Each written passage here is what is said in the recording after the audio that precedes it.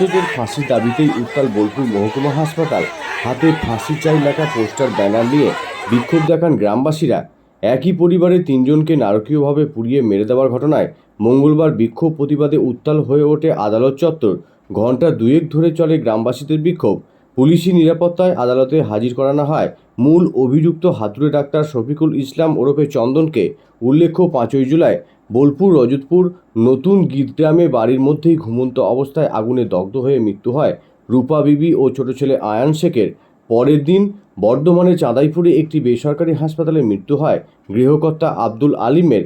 জীবন্ত অবস্থায় তিনজনকে পুড়িয়ে খুন করার ঘটনায় পুলিশ তদন্ত নেমে মৃত আব্দুল আলিমের ভাই রতন শেখের স্ত্রী নাজনী নাহার বিবি ওরফে স্মৃতি এবং পার্শ্ববর্তী সুপুর গ্রামের বাসিন্দা চন্দন শেখকে গ্রেপ্তার করে। তাদের অবৈধ সম্পর্ক এবং কেরোসিন তেল ও পেট্রোল ছিটিয়ে মশাল দিয়েই খোলা জানলায় আগুন ধরিয়ে খুনের কর্মকাণ্ড স্বীকার করে নেন পুলিশি জেরায়। অবৈধ সম্পর্ক, ছোট ভাই তার বউকে শাসন করা নিয়েই পারিবারিক বিবাদ চলত। বিষয়টি জানাজানি হতেই আক্রোশ জন্মায় মৃত আব্দুল আলিমের পরিবারের ওপর। এদিন দুজন অভিযুক্তকেই বোলপুর মহকুমা আদালতে তোলা হয়। সরকারি আইনজীবী উদয় কুমার গড়াই জানান, দুজন অভিযুক্তকেই আরও 14 দিনের জেল হেফাজতের নির্দেশ দিয়েছে আদালত। Bureau report, Rangamati 24x7 news.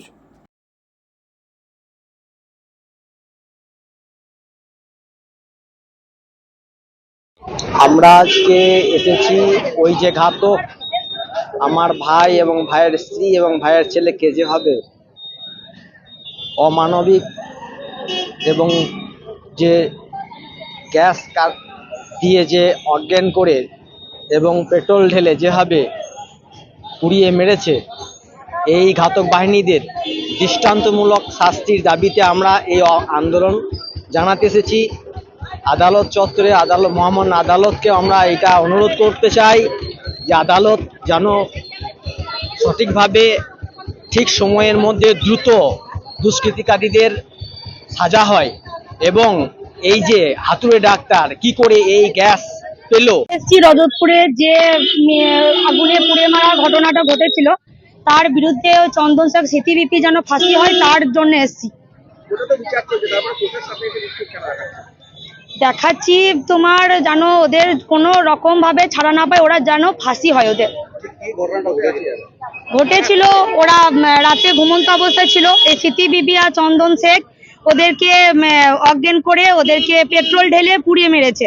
যে আমার বাবা মা এবং ছোট ভাইকে পুড়িয়ে হত্যা করা হয়েছে, আর সেই পুলিশ সিটিবিপি এবং চন্দন ইসলামের ফাঁসি দাবি নিয়ে আজকে আমরা এখানে এসেছি। কোর্ট সেরকম ঠিক মতো বিচার করতে চাইছে না, পুলিশ প্রশাসন আর সেরকম স্টেপ নিতে চাইছে না, ওই জন্য আমরা এই মিছিলে বের করেছি। হ্যাঁ, আমরা চাইছি যেন তাদের ফাঁসি হোক। প্রথম শাস্তির দাবি করছি, যাতে করে আইনগত আদালতের কাছে আমাদের অনুরোধ, যাতে করে মহামান্য আদালত তাদেরকে ফাঁসি দেয়, তার দাবিতে আমাদের এই আন্দোলন। আমাদের অভিযোগ মানে আমাদের 3টে মেয়ে জামাই আর ছেলে মেরে দিয়েছে, তার জন্য ওই সুতি বিবি আর ওই চন্দন, ওই জন্য আমরা ফাঁসি চাই। আমরা জজ সাহেবের কাছে ফাঁসি চাই, ওদের ফাঁসি দিতে হবে। ওই জন্য এসেছি আমরা, ফাঁসির জন্য এসেছি, আমরা ফাঁসির অর্ডার চাই।